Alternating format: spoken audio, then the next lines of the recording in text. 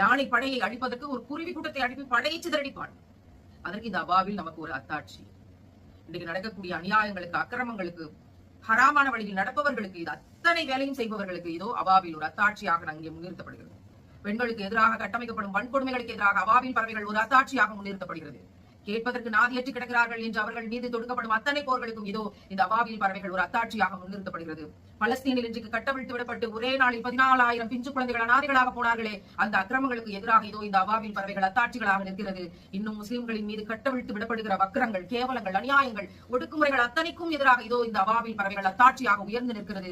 யாரெல்லாம் இங்கு ஒடுக்கப்படுகிறார்களோ, யாரெல்லாம் கையேந்தி அல்லாஹ்வை நம்பி நிற்கிறார்களோ அத்தனை பேருக்கும் அத்தாட்சியாக இதோ இந்த அபாவின் பறவை உயர்ந்து நிற்கிறது. உன்னை கேட்பதற்கு யார் இருக்கிறார்கள்? நீ அனாதைதானே என்று எக்காலமிட்டு அனாதைகளுக்கு அநியாயம் செய்வோர் யாராக இருந்தாலும் அவர்களுக்கு முன்னால் இதோ இந்த அபாவின் பறவை அத்தாட்சியாக நிற்கிறது. அனைத்தையும் தாண்டி விதவைகளாக, அனாதைகளாக